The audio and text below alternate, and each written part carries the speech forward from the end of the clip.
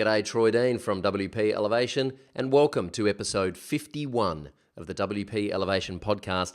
Our feature guest this week is Conrad Egusa from Publicize.co, a Colombian-based startup helping tech startups and companies get PR on large websites like TechCrunch, The Next Web, those kind of sites, VentureBeat. Conrad is also used to be a writer at VentureBeat. This episode is all about PR. If you don't know what PR is, it's called public relations. It's an acronym for public relations, and it could also be an acronym for press release, which is usually how you promote your business in the press. It's essentially free advertising. Well, kind of free. It's not paying for advertising. It's publishing something newsworthy about your organization in the media and getting some publicity through stories rather than through advertising. Conrad, we had some technical problems in this episode. I do apologize. The last kind of 5 or 10 minutes, there's no video. I'm not sure what will be there. Probably a screenshot of something interesting, hopefully. But I'll leave that up to Chris, our editor. And so we did have some technical problems, but there's lots of juicy stuff in this interview. And he basically pulls apart the whole PR model and deconstructs it and tells us how it works. And there is so much stuff in here about making sure that your stuff is newsworthy, making sure that your milestones are getting publicity, the SEO benefits of publicity, writing press releases, making them exclusive, making the story as large as possible, social proof. There's tons of stuff in here. And Conrad is also giving away a 1-month Publicize Pro. Well, actually, it's a Publicize service plan, which basically it's valued at $399 for the month. And basically what it means is that they'll work with you to write a press release and submit it to all of the big tech startup websites. So if you want to get some traction and you want to get some PR, then that is a fantastic prize. Stick around for details on how you can enter that competition a little bit later on. Stay with us. Let's elevate. This is the WP Elevation Podcast, helping WordPress consultants elevate. This episode of the WP Elevation Podcast is brought to you by Video User Manuals, the first, the original, the best, the only way to teach your clients how to use WordPress. This plugin places over 60 video tutorials in the back end of your client's WordPress dashboard to teach them how to use WordPress, how to use Yoast SEO, and how to use WooCommerce. If they're installed, of course, you can turn on or off any of the videos. You can add your own videos, you can add your own custom branding, and you can do this really cool thing where you set up the plugin the way you like it, and then you save that as your master profile, and the next time you install it on a client site, you just tick Use Master Profile, and the whole thing is set up in a matter of seconds. Yes, it is our plugin. It's a premium plugin. You can get your hands on it for $1 for the first month. Try it out on some client sites and see it in action. It will save you hours and a lot of frustration teaching clients how to use WordPress, which means you can make your projects more profitable. Check it out at wplelevation.com/VUM, where you can see a video of it in action. All right. The elevation tip of the week this week is to write a press release and start thinking about how you can create some news in your business, create some PR, look into your business and think how you can create something newsworthy out of what's happening in your business. Conrad's got some really good ideas, by the way, in this interview as to how you can go about doing that. Conrad Egusa is from Publicize.co, a Colombian-based startup. I think he's probably the only startup that actually has a right to have the .co domain extension. Of course, .co became popular when .coms ran out, and .co is actually for Colombia, and he is based in Colombia. So he is called Publicize.co, and they are a PR company. They help tech startups get PR on websites such as TechCrunch and VentureBeat and The Next Web. And he's got tons of really great stuff to teach us in this episode about PR. He was a writer at VentureBeat, so he understands the model very well, and now he's put together a service to help other companies get PR. And there is tons of stuff. He basically deconstructs the whole PR model and teaches us how it works. I made a full page of notes here, which I'm going to put in the show notes. Of course, all the show notes are at wplelevation.com/Conrad Egusa. That's CONRADEGUSA. CONRADEGUSA, all one word, all lowercase, no spaces, hyphens, or other weird hieroglyphics. All right, hey, without further ado, let's go and meet Conrad Egusa. Oh, by the way, Conrad is giving away a $399 PR package for a month. So if you think you've got something interesting and you want to get some traction, check out this episode and learn how you can enter that competition, and you might pick up a PR package from Publicize. Now let's go and meet Conrad Egusa. G'day, Troy Dean here from WP Elevation, and I'm very pleased to have with me all the way from Colombia in South America, Conrad Egusa. Hey Conrad, how you doing? I'm doing great. Thanks so much for having me. Oh, thank you, man. Thanks for coming on the show. Now, what time of the day is it in Colombia right now? It's almost 7:15 at night. Oh wow! And you're still working in the co-working space there, I see, man. You're putting in some hours, yeah? Yeah, definitely. That's awesome. For those that don't know, Conrad is founder of a company called Publicize, which we're going to talk about. Was a writer at VentureBeat. Now is also a co-founder of the Columbia Reports, which is South America's largest English news site, I believe, if I'm not mistaken. Is this all correct? Yeah. Yes, it's the co-owner though. I'm not the co-founder. Cool, co-owner. But everything else is perfect. Excellent, beautiful, and we're going to talk about all things publicity and startup and PR. It's going to be a fabulous episode, and as usual, there is a competition, and Conrad has very kindly sponsored a prize, which is a Publicize PR service. Now, this thing is valued at $399 for a month, and Conrad is sponsoring that as a prize. It basically. Well, I'll tell you what, Conrad, why don't you tell us about the prize? Why don't you tell us what's involved? Well, the idea was traditionally PR firms, if you wanted to get on sites like a TechCrunch, et cetera, they would charge in Silicon Valley, New York, about $10,000 a month for a 6-month retainer. And the thought I had was, could we take that essentially that service, but as opposed to charging $10,000 a month, basically make it as effectively as possible and reduce the price to $399.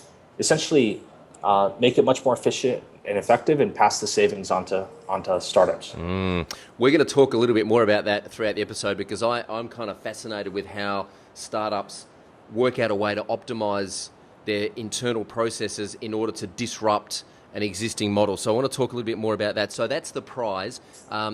Stick around for details. Later on in this episode, we're going to give you information on how you can enter the draw to win that awesome prize, the Publicize PR service valued at $399. All right, so Conrad, before we start talking about startups and web and the tech space and all that kind of groovy stuff, when you were a kid, what did you want to be when you grew up? When I was a child, I was thinking about this. I actually think I wanted to be a teacher when I was very young. Yeah, very noble. That's what I wanted to be. Did you end up teaching anything at all? I didn't. I really was right in university. I got involved with kind of the startup scene, and as I was graduating, I raised funding for my first startup. It was in Northern California, and that kind of put me on that path. Wow, cool. At what point did you discover the web and say, there's something in this? I think this is an idea that's going to be around for a while. I mean, I was actually probably like the beginning of high school when I really started getting involved more, just because I saw friends kind of browsing the web and visiting sites like, I remember like ESPN like way back in the day, and that was probably when I first started getting more involved. So when did you think, okay, this is something that we can make a business out of or a career out of? Because it's a fairly new, I mean, the internet really is only, this version of it's really only 15, 20 years old. It's kind of a whole new industry and a whole new ecosystem that's grown up around it. When did you realize that you could actually make a sustainable, profitable future out of this? I mean, I was really lucky because I attended university in Northern California, and a lot of my professors, I always mentioned, I grew up on the East Coast outside New York, and if I told my friends in New York or in Connecticut, I want to build a $100 million company, they'd say, yeah, right, Conrad, good luck with that. But if I said the same thing in Silicon Valley, my friends would say, oh, well, actually, my uncle or my neighbor's friend did the same exact thing. Do you want me an introduction? And so when you're around all these people who've had a ton of success, I remember talking to a faculty member who was an advisor to Al Gore. She's very successful. And I was like, I want to build a $1 million company. And she was like, well, why just 1 million? If you're going to put that much effort, you might as well go for a $100 million company. And so I think you kind of get drawn to the web because it's so, I mean, if you're going to build a $100 million company, it almost, in many cases, has to be web-based for a startup. It's funny, I only spent like a week in San Francisco a couple of years ago traveling through, and I went to a couple of hacker news meetups and would just kind of try to immerse myself in the culture. And I've got a couple of buddies who live in San Francisco, and they're all saying the same thing. Like if you kind of talk about wanting to build a $10 million company, people just ignore you. They're like, whatever, we don't even bother with that. They don't even pay you attention. If you start talking about building a $100 million company, that's kind of the ambition that you need to have to start playing in that playground, isn't it? No, I think absolutely. Yeah. What was the first thing you did on the web? What was the first venture that you had on the web? Let me see. So I was playing around with a lot of ideas in university. I think the very first idea I had that actually didn't come into fruition was basically a lot of students, when they were going to be purchasing books, either purchase it in their local bookstore, the university bookstore, which is very expensive, or they buy it online, which is degrees less expensive, but very few people do that. So the idea was to essentially create some type of platform online where basically I would buy the books online. I would basically guarantee that they would get 50% off, and I would keep the savings. That didn't end up taking. I didn't end up pursuing that. I think my first venture was basically looking at a student newspaper, realizing that a huge part of a student's identity is the university they attend, and try to create essentially a next generation student newspaper. And that's what I ended up pursuing after graduation. Cool. How do you describe when you meet someone for the first time now? Because it kind of sounds like you've got your finger in a lot of different pies, which we'll talk about in more detail. But when you meet someone for the first time and they say, "Hey, Conrad, what do you do?" How do you describe that in one sentence? What's your elevator pitch? I still don't have an answer for that, to be honest. Apparently, I really don't. Usually, I wish I had an answer. I'm just I'm surprised I don't at this point. Do you just say I'm an internet entrepreneur, or? Yeah, usually I say something like I'm an entrepreneur, and I usually work at the intersection of technology and media. Oh, cool. Nice. It's kind of vague enough to be intriguing. It's like, okay, I want to know more about that. I mean, this is one of the things I've learned about having a good elevator pitch is it should be intriguing enough that the person says, tell me more about that, because then you can start a conversation. Mm-hmm. Whereas if you just say, I'm a web designer, well, that's it. The conversation's over, isn't it? I mean, I know what that is. That's not intriguing at all. It's just like saying you're an accountant. Oh, yeah. Fascinating. Move on. Yeah. Let me see. I think I've been lucky too, because even today I still will guest write for different publications. So when I do go to a conference, let's say, I actually think this is fantastic for anyone who enjoys writing, because if I attended, for example, a Lean Startup Conference in San Francisco, and I was guest writing for VentureBeat. And of course you get, free pass, and you get like entry to meet whoever you want. That always kind of helps, just because you can say like, I'm guest writer for VentureBeat in addition to these other things. Definitely. I absolutely agree that publishing some kind of media in some format, whether it's guest writing, whether it's publishing a podcast, whether it's any kind of media publishing, does open doors and allows you to connect with people that you otherwise wouldn't be connected with. I mean, I've just met you 5 minutes ago, and here we are chatting on a podcast because, we reached out and found each other somehow. Now, if I wasn't publishing this media, this conversation would never happen. Yeah. I think if you look at startups, what almost all entrepreneurs need is, either capital or really media and access. And I think, it just provides a great way to kind of add value to people. What's the what do you spend most of your time actually doing day to day? Now it's the company for Publicize is going through this kind of transitionary phase where I guess the idea, we kind of pivoted to Publicize in March, so about 6 months ago. We grew from about 3 people to now about 12, 13 today, and kind of growth, the trajectory is really increasing. So it's kind of this strange transition where, as opposed to being really involved with the work, most of my time is spent kind of managing processes, recruiting team members, kind of building this kind of company culture, which is kind of interesting, just because I was so used to being, having my hands on with everything. Yeah. Are you enjoying I kind of feel like building a company is like getting Lego blocks and putting them together and seeing what you can build and making sure it doesn't fall over. Are you enjoying doing that more so than actually being on the tools, so to speak? I do, but I think what I love about it is that, I concentrate best at night. So a lot of times at night, I think about like some great, cool, like really exciting ideas to work on. And I have this kind of like Google Doc, which I just update every week. And one of the great things about seeing your company grow is that you have these additional resources, manpower to really make them happen. So even, back in the day, I would look at even just today, I look at this kind of list of to-do lists and think, I'm never going to be able to get to all of them. And then as opposed to that, I could just say, okay, well, this one, I'm going to delegate it to this team member, this one, et cetera. Yeah. So you can, you see that like you're able to literally do 10 times as much, which is exciting. Yeah. Awesome. What's the one thing that keeps you awake at night? I think in some ways I envy the members of the team, because I remember back in the day when I just had to care for myself, and you could kind of it's like, oh, I want to travel and do et cetera. You just have to worry that you can pay rent type of thing. Yeah. And you see as the company gets bigger, that you have that responsibility. Yeah. So that keeps me up. What do you do when you're not working? How do you chill out? How do you kind of keep your head from exploding? Yeah, a couple things. I've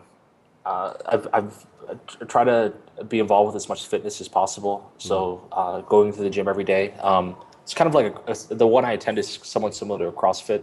Mm-hmm. I've been taking jiu-jitsu, salsa classes as well, cool. And Spanish lessons. Cool. So yeah, between those four and reading as well. And I'm located in a pretty central location in Medellin, and seeing friends at night. It keeps me pretty busy. Yeah. The fitness thing's really common with entrepreneurs. Most people I talk to on the podcast, they say that when they're not working, they go for a run, or they go hiking, or they go to the gym, or they go cycling. Do you think it's because we spend so much of our days in our head as entrepreneurs that when we're not doing this, we just need to go and get back into our bodies and have a completely different experience? Well, I think two reasons. The first for me personally is that I just think it's very therapeutic, especially going for a jog. You could really clear your head. It allows you to focus. And I actually think it reminds me of a quote that Richard Branson had. It said, like, what advice do you have to be more productive? And I think he said something like, make sure to spend half an hour exercising every day. Yeah. But I think the second reason, which probably is sad, but I think true for a lot of people, is that entrepreneurs tend to be kind of workaholics, which meaning that they want to be very productive. And when you go exercise, I think people still feel like they're being productive, even though it's not necessarily for work. So it kind of doesn't go against this kind of workaholic attitude. Maybe this is why. Other reasoning. Maybe this is why I just have so much trouble with the idea of meditating. I love the idea of meditating, but I just cannot commit myself to do it because I feel like I'm wasting time. Yeah.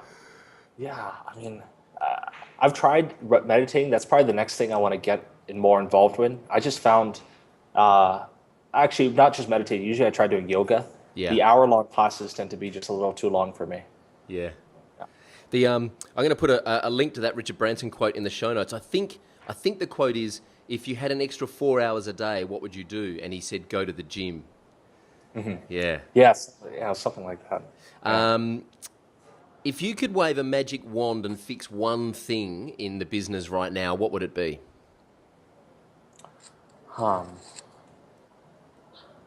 That's hard to answer. I don't know. There isn't anything right now. I think the biggest challenge that I think I think anyone who's transitioning from a consultancy to rather more of a product-focused company is trying to integrate more software to create a more efficient process. And I think that's something we've been continually doing these past few weeks, and that's a big goal for us. There isn't anything right now. Yeah. How do you know when you talk about integrating software? You're talking about using third-party apps to improve processes internally? Well, but rather that our goal with Publicize is to create essentially $100 million company. Mm-hmm. Kind of, we talked about it before. So to do that, it has to be very, very scalable, and it's a challenge for this specific industry because there's always going to be some type of services, and there's always going to be ways to make it more efficient as well. So it's kind of trying to find that right balance to make it kind of basically continue making the process much more efficient and effective, so that we can just continue lowering the cost, basically. Because So how do you do this? Because I'm fascinated. I'm fascinated with this stuff. One of the things, one of my kind of mantras is the way to build a successful business is to work out the value you add to a customer, price it accordingly so that it makes sense for the market, and then optimize your processes internally so that you can deliver that value at a profit. How do you know which, like, first of all, how do you identify which processes can be optimized or automated through technology or systems? Yeah, I mean, that's a really good question. I think for ourselves, it would just have to do with like kind of internal questions. Any person that's kind of the founder, like you have to be really product focused, product obsessed, and kind of map out basically every step of the user experience, and then keep asking yourself, okay, well, is this step necessary first and foremost? And if not, and if it is necessary, can we make it more efficient? And what can we do?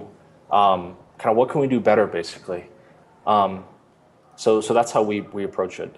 And how do you kind of, because one of the things that I struggle with, and I know a lot of our members struggle with, is that, like, the list of things that we could improve in our business is so long. How do you know which one is the most valuable to work on if you've got limited resources? Like, I mean, and you've got a small team. How do you go, well, you know, these are the top 3 things that we need to start working on and start optimizing? Well, I think, because we definitely been going that even through this past few days. I think you can kind of figure out once you get your kind of product online or service, what like the true value out of it is. And like whatever that is, you should really allocate, I would argue, 80% of your attention and resources to bettering that. And then kind of keep the 20% and make sure to kind of innovate in these other areas. But I think it is really important to not like lose focus on like the core areas that you're adding value on, which I think is really easy to do. Now, let's talk about Publicize a little bit. You worked at VentureBeat. Mm-hmm. You obviously identified a gap in the market, or you identified an opportunity to make an offering to a whole bunch of startups that weren't at that level where they could afford to pay a $10,000 a month retainer. How did you know that this was an idea worth pursuing, that you were going to put some resources into this? Yeah. Well, I think I kind of approached it uniquely because I'd written for VentureBeat, but I'd also like founded my own startup. So I was kind of I still really build the product for myself today. Mm-hmm. I think the idea was that, it's traditionally, there are thousands of new startups and entrepreneurs emerging really every day, every week around the world, and across all industries. So not just technology, but also whether it's healthcare, whether it's music, et cetera. And there's only been this large industry, let's say $5,000 to $10,000 PR firms that service these. But the good thing about PR is I think people inherently, it doesn't matter what industry you are, understand that they should have PR. Like even if you talk to a dentist who doesn't even know about the internet and knows nothing about SEO, they inherently know that they need PR. So the idea was to essentially, create this, to kind of democratize the solution to all companies basically. And that was really, I believed in it because I felt like I needed it myself. That's really how I approached. I approached it somewhat differently because I feel like and I would say a philosophy of Silicon Valley was that you really need to be 10 times better than anyone else. And I think there are a lot of people who say like, okay, well, we're going to create this service or product, and there's this other company, but we're a little different because we do X, Y, Z. And so there may be 25% better. But I think with Publicize, I kept wanting to push it to the limit to say like, okay, well, if these other companies are charging $10,000, like we could charge $1,000 a month. But like, would that be like 50, 100 times better than everyone else? I want it to be so great. Like $3.99 to me is so much less expensive that a lot of the clients that, especially when we're starting off, said like, hey, I know you guys are just starting off, but it's so much better than anything else I've seen. I would pay $3.99 a month just to try it.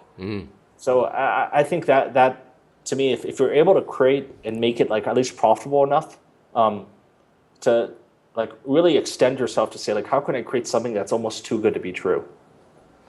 And there sounds like, I mean, I'm curious as to how you scale this, and maybe you don't know yet, but because it sounds like there's quite a lot of, I'm just reading like what's included in this package, right? There's a lot of hands-on work. Yeah.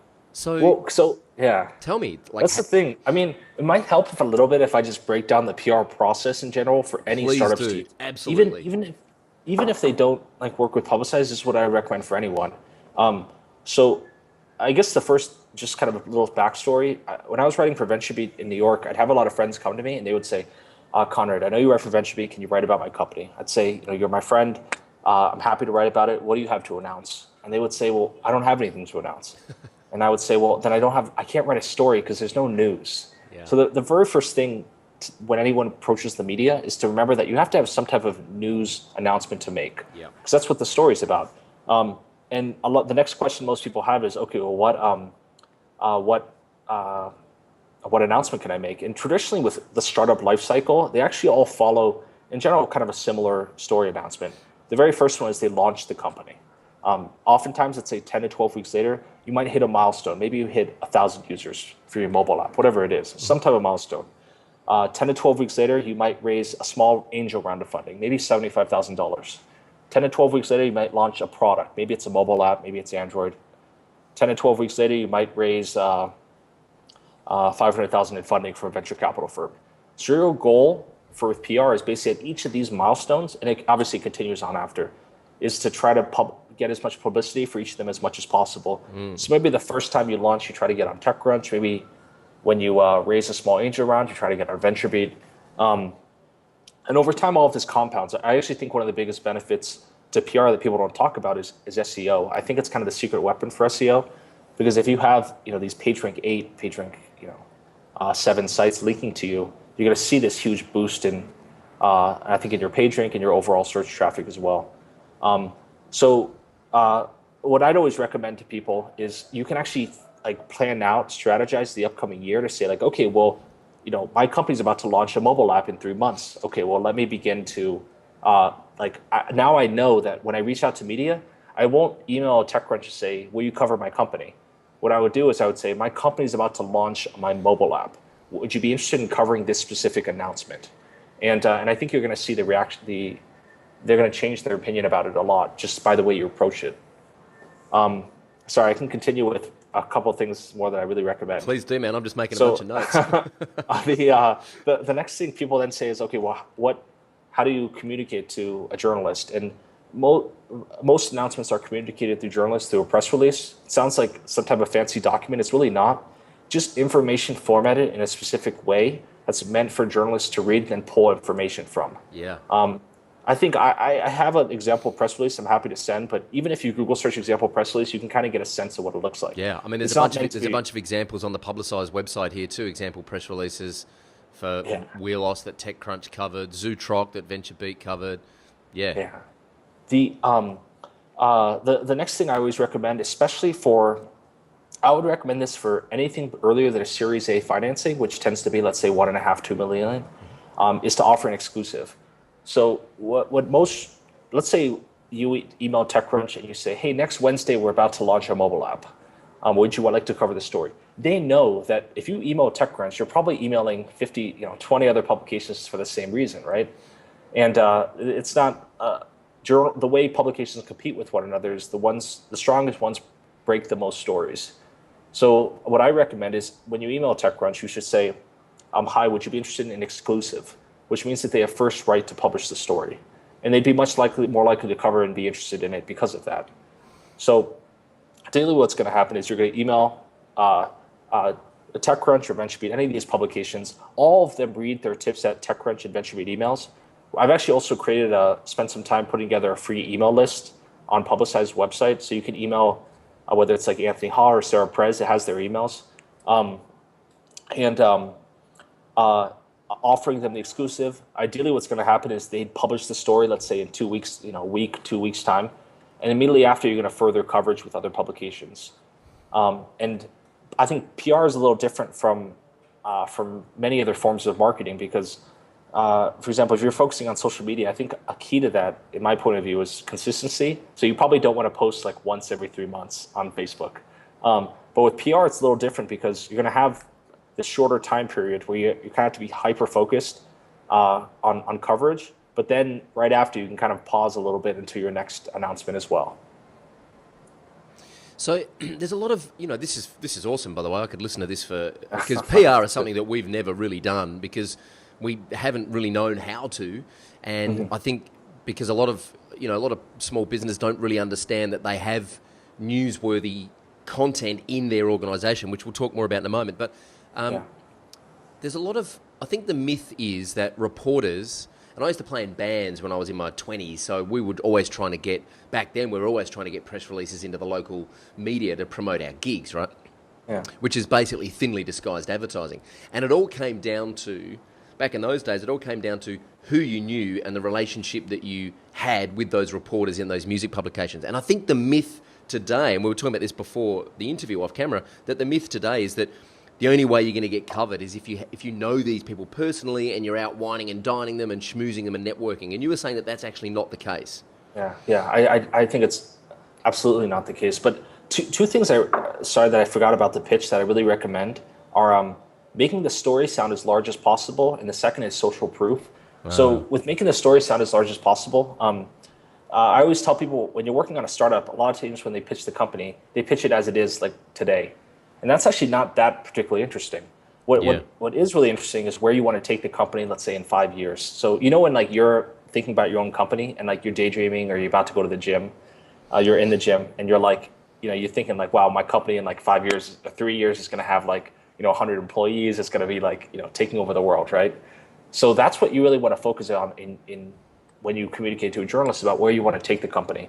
And I can actually give an example. So like Espacio, I'm actually here right now in Medellin. It's a co-working space. You can Google search Espacio Medellin and you'll see like, I think it was like Financial Times, TechCrunch, BBC. We got kind of across the board. And if I was going to write them, I wouldn't say like, hi, my name's Conrad. I'm launching this co-working space. It has, 35 desks, whatever it is, fast internet. So that's not really that interesting. What I said was I'm launching this co-working space to help turn the city of Medellin into the Silicon Valley of Latin America. Actually, I think you can see that if you see the TechCrunch article. Silicon Valley of Latin America, yeah. And that becomes really interesting because it ties it into this kind of bigger story, like the bigger mission of why it is. And I think across the board, when you talk to entrepreneurs, they all have these plans where they want to take the company in a year or two, and that's what I'd focus on. And I'd say the other part is social proof, having one or two things that really make you stand out. So a lot of times, like imagine you were writing for the New York Times and someone wrote you and said like, hi, my name's Tim. I'm a bootstrapped entrepreneur. You'd probably be like, well, that's nice, but there are 50 million other bootstrapped entrepreneurs. So it doesn't really differentiate yourself. As opposed to like, if I wrote you, even if I didn't even meet you, actually, even when I wrote to get on the podcast, I framed it like this. I would say like, hi, my name's Conrad Egusa. I'm a former VentureBeat writer, and like earlier I'd raised funding for a startup or whatever it may be. But so immediately you can think like, okay, well, I don't know this person, but like he has kind of like, there's some, like I do know the organizations he used to write for, so there's something there. Yep. And I think a lot of common ones would be, for example, universities attended, companies. So if it's former Google or former Facebook, any awards won organizations a part of. But there are a lot of people who would say like, let's say someone says, well, I didn't attend Harvard and I didn't work for Google, but there are these things that are interesting about each person. So if you Google search a company called Safely Filed or safelyfiled.com, you can visit. Like this site, if you saw this, you'd be like, you wouldn't imagine this getting on like VentureBeat and the Next Web. And we got them on these sites. And a lot of people would say, oh, well, Conrad, you just got them on VentureBeat because those writers. And I said, well, actually, when I wrote VentureBeat, I wrote it on behalf of the founder. So he knew about this. And he's a 60-year-old retired insurance executive in Chicago. He doesn't know any of these writers. But they covered the story because what was interesting about him was that he was over 60 years old. And that makes a really interesting story. Just like, and it's really funny because you talk to a lot of people and they'll say something like, I'm only an 18-year-old developer in Sydney. How am I going to get on TechCrunch? They're not going to care about me.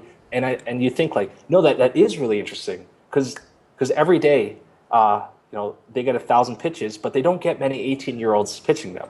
Yeah. So it's kind of finding that those one or two things that make your story stand out. And is it also true that these organizations, these publications are actually looking for content? They are looking for newsworthy content to publish because they need to publish, yeah?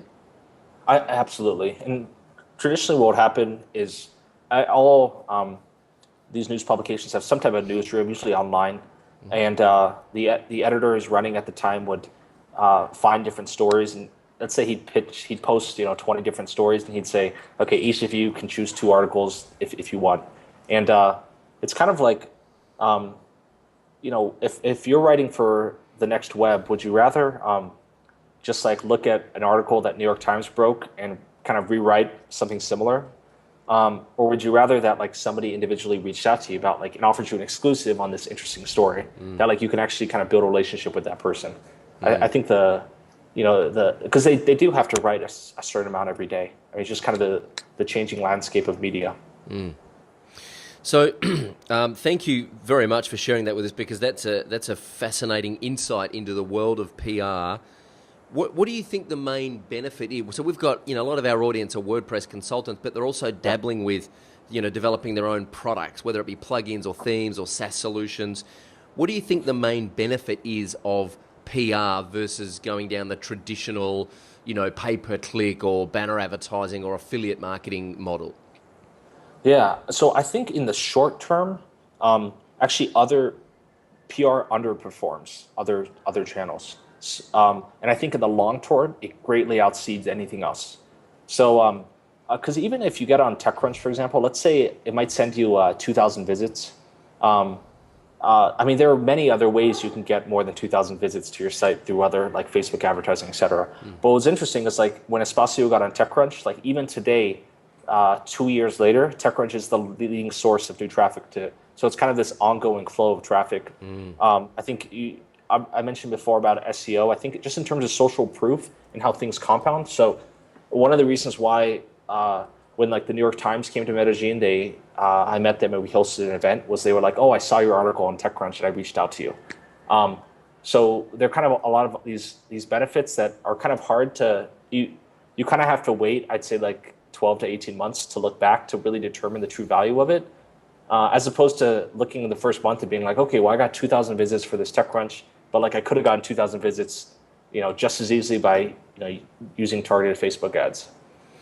It's funny you say that, because one of the biggest referrer for our website is another website called LearnDash. Now, LearnDash is basically a learning management system for WordPress, and we use that. We use that on some of our websites to deliver courses.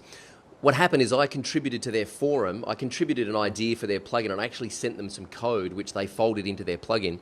And the owner of LearnDash discovered what we were doing and said, oh, hey, this is great, and now features us on their homepage as an example of someone using his product.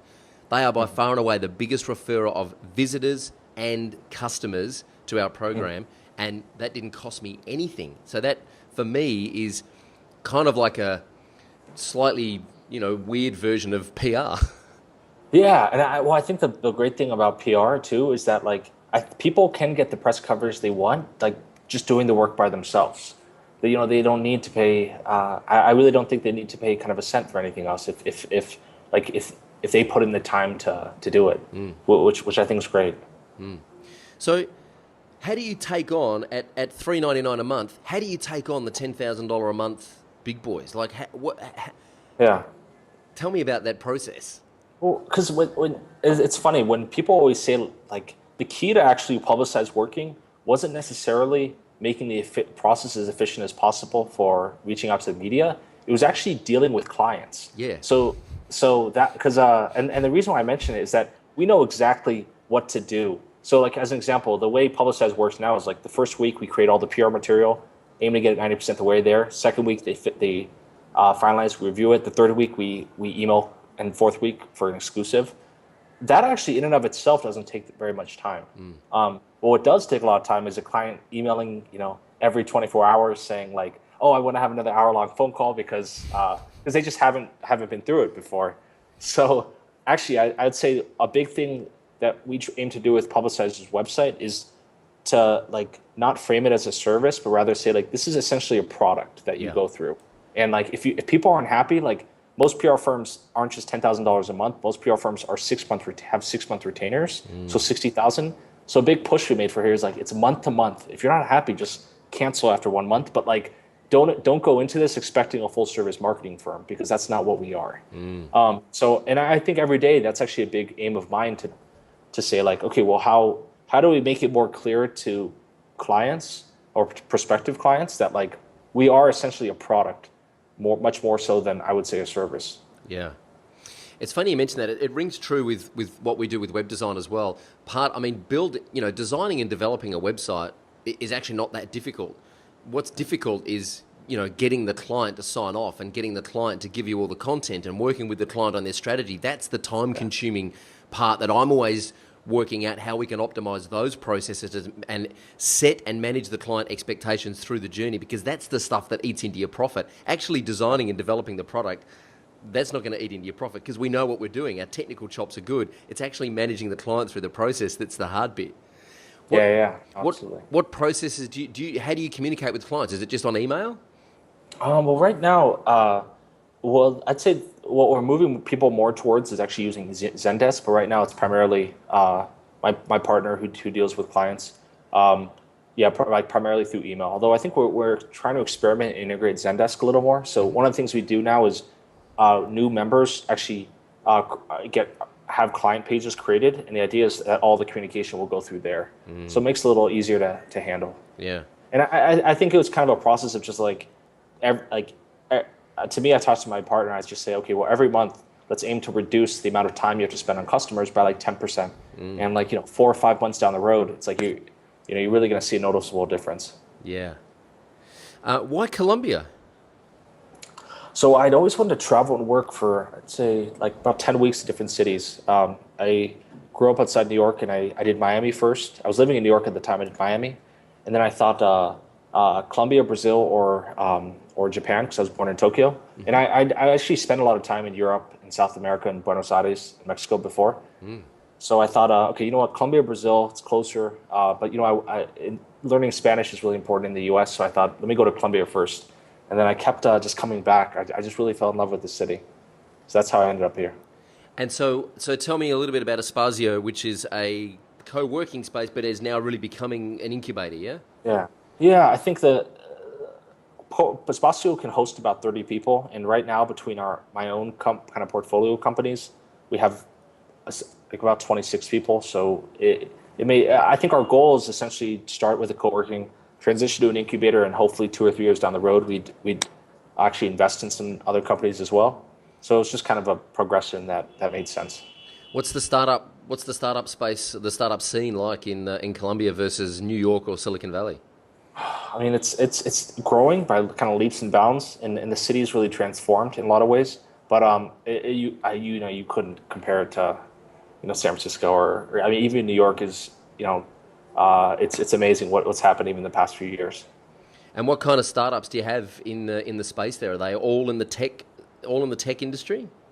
Yeah, I would say like 90% are. There are a couple of people who are involved in different industries, but mostly in tech. It's doing stuff like creating like a POS system for smaller restaurants, and we haven't had a breakout success story yet, but I mean, a lot of companies are looking to raise, let's say, $200,000-300,000 in funding, and like when I first arrived here, there was nothing like that. And are investors looking to other parts like Colombia for potential success stories? Is it hard to get investors to look into your market there?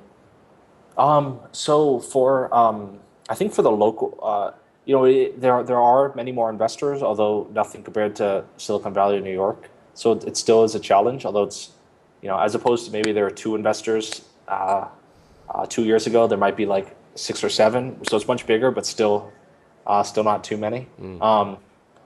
I think for like the international entrepreneurs, it's less because when I look for funding, I kind of tap into my network back there. And my companies, I looked at like international markets as opposed to a lot of the startups here are only focused on the local market.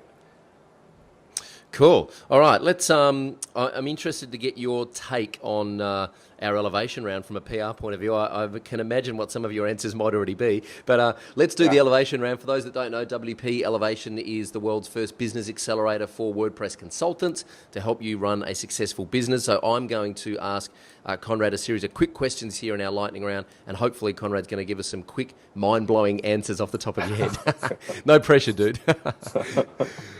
What's the number one thing any freelancer or consultant needs to know? I think they need to know that they should be the best in the world in a very, very specific vertical. That's what I think the biggest mistake I made in the past, and I see happening, is just people saying like, oh, we're the best at like these 10 different areas. Like we offer social, you hear a lot of people, they say, I have a marketing firm and we offer social media, SEO, SEM, all these different things. And even if you just target this small vertical, I think that market is more than big enough. I agree, absolutely. What's the best thing you've ever done to find new customers? So I created this, my company spent 100 hours creating this free tech reporter contact list. It's actually on Publicize. Yeah. So most people, they're like, oh, I want to contact TechCrunch. How do I find all their emails? Or we collected all of them and gave it away for free. And we had some thought leaders like Brad Feld, Steve Blank, Guy Kawasaki write about it. They're all pretty big names in Silicon Valley. And even today, that just is a huge source. Basically just creating these kind of free resources and, seeing, people finding it through search, et cetera. Good old-fashioned content marketing, hey? Absolutely, absolutely. By the way, are all the tech reporters like really dark with you guys now because you publish their information online? Oh, no. So I emailed every single one of them and said, I'm happy to remove your name if you, because every member of Publicize is essentially a former journalist. Right. And so our aim is to be like, as friendly to the media as possible. And actually it's funny because essentially no one said no, and every about once a week we get journalists emailing us, asking us to be put on the list, which is funny. Wow. Because I think journalists in a lot of ways are like venture capitalists, like they need deal flow, basically. Those stories are deal flow, essentially. Yeah. How do you stop competing on price? That was a little. I don't think my answer is going to be as applicable, just because to me, my initial thought was like, well, I want to be 100 times better and productize it. So I knew there should be some sort of price point.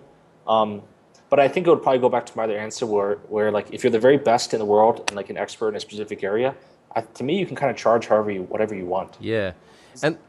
It's interesting because, it's kind of weird asking that question because your model is that you are like, 1/20th of the price of everyone else doing this. But what's still interesting is that you can still, like, I had this conversation recently with one of our members who said, I'm really happy building websites around the $1,500 mark. I don't want to be building the $10,000 websites. I said, that's cool, dude. If you can work out a way to build lots of $1,500 websites and still make a profit, then happy days. It's when you get bogged down spending 4 weeks building a $1,500 website for a little local small business, that's when you're making no profit. So I still think, pricing, I think the more important conversation than pricing is actually profit. Yeah. No, I think absolutely. Any tips on writing better proposals? Sorry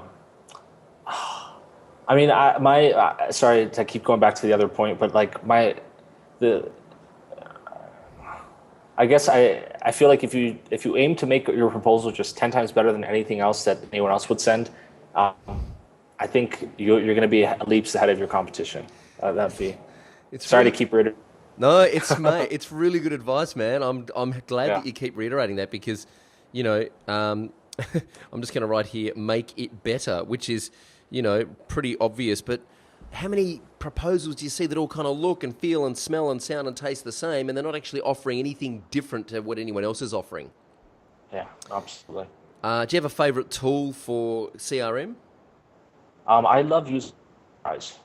Sorry, say that again. I just missed. For a Highrise. Yeah. Actually, That's what we use. Got an email from their new CEO this morning. Yeah. It's exciting because I was a little worried about where the was going to go. Yeah. Just because after 37 Signals. Yeah. Some interesting developments going on over there at 37 Signals. What's the best way to keep a project on track? I would say the best way for me to keep a project on track is just to make sure you're very clear with your expectations of a client, and also that they're very clear what they should expect from you as well. And I think just following that schedule as much as possible. and being really open with communication. Yeah, great advice. Any ideas for getting referrals? Right now, we're kind of implementing something where clients can receive a small discount for placing this kind of badge on the bottom of their website, which I think is going to be effective. Okay. So what's the so it's just like a Publicize badge? Yeah. So yeah, what it is normally what we're going to do is there's a small onboarding cost for people who join, and if they place the badge, that they essentially won't have to pay that onboarding cost. Oh, cool. Nice. But I think the best way for referrals is to do a great job and maybe standard email that you send 3 weeks after maybe a project's done, saying like, oh, if companies who may be interested, we'd love to speak with them. I think it's probably as effective as it gets. Yeah, perfect. And finally, final question of the elevation round. What's the number one thing you can do to differentiate yourself? I think, well, I actually probably PR is pretty effective for this, but that's too self-serving of an answer. Yeah, just really focusing and just like being relentlessly focusing on as narrow a niche as you can is the best way. Yeah, it's that kind of be the best at something really specific is great advice that you can apply to every part of the business. And if you are the best at something really specific, then the cream rises to the top. Sorry to use a cliche, but being the best at something specific is, Seth Godin once said, if you're going to send me a generalist, send me the best generalist there is. Mm-hmm. Which I think is great advice. All right, finally, just before we wrap up, what is the future for Publicize? Where do you think Publicize will be in the next 12 months? Where I'd like Publicize to be, I'd like it to probably go from probably almost a little more than double in size, maybe close to 30 people. But I think the most exciting part about Publicize, even more than like seeing the team grow, is that you see. I talk about this with my partner a lot. Like every month is literally the service value we provide to customers gets, I would say, 20% better because we add more things, we get more efficient, so we can like lower costs, create a better service. So and it's really kind of exciting to see because if we just keep with that, I think a year from now, it's going to be really exciting with what we're going to be able to do. Yeah.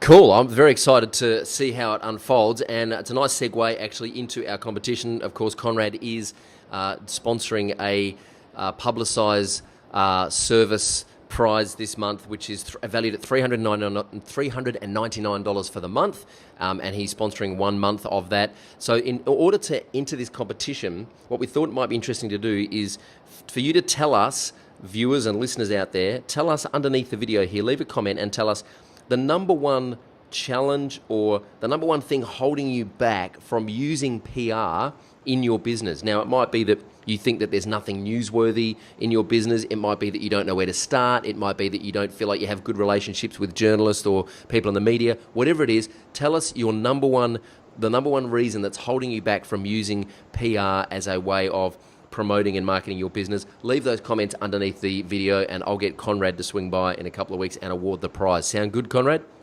That sounds perfect.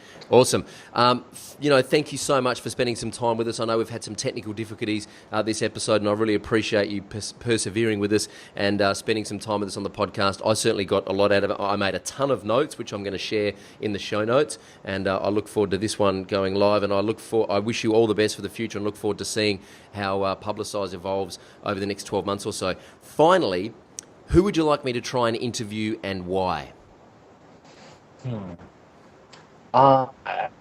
The one person who comes to mind is David Kadavi. He wrote a book called Design for Hackers, and another person is Nicholas Reese, who I just think is just like an exceptional guy. I think I like David because just deconstruct design to such an extent, which I think is great. What was Nathan's last name again?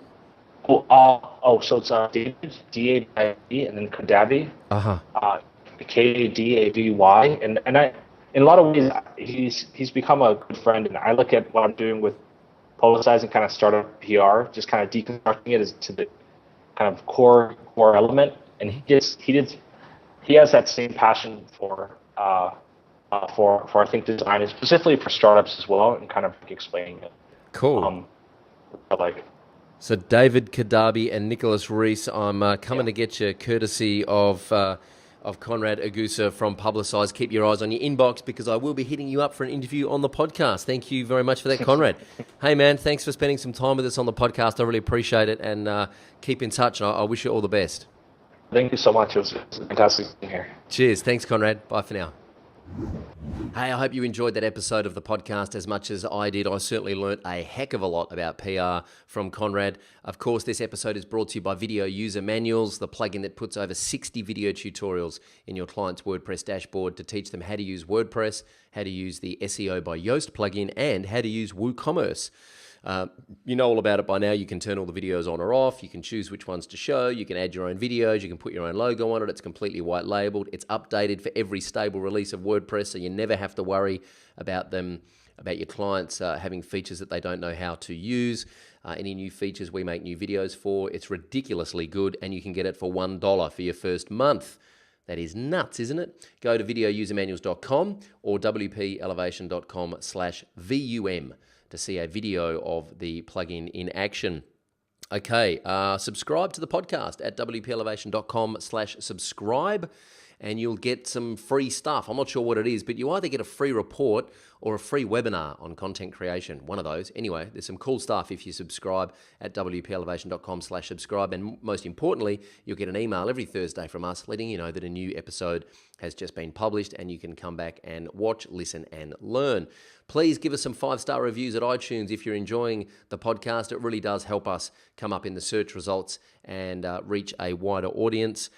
You can visit the show notes and everything to do with this particular episode at wpelevation.com/Conrad Egusa, CONRAD EGUSA, all one word, all lowercase, no weird stuff. No spaces or hyphens or underscores is what I meant to say. Leave the comments underneath this video to enter the competition to win a 1-month Publicize service package from Conrad. It's valued at $399 for that month and could get you huge traction, could get you some great publicity if you've got a story worth telling, and they will help you develop that story. Leave your comment under the video and tell us the number one thing holding you back from going down the PR route and using PR in your business. Next week on the podcast, it's episode number 52, and I'll be speaking with Tamaz Zaman, and I know I've pronounced his name wrong, and he will correct me, and I do apologize for that, Tamaz. Tamaz is from Codable.io, which is a curated marketplace of WordPress developers, so you guys can go and get your WordPress dev work done at a price point that makes sense with curated developers, so you're not just opening it up to the Wild West like you are on Odesk or Elance. So check out Codable.io for all that information. I'll be interested to see how he's differentiating himself from the guys at Alto and Studio Invato. There are more and more of these things popping up all over the place. So that's next week on the podcast. I hope you can join me then. Until next time, go elevate.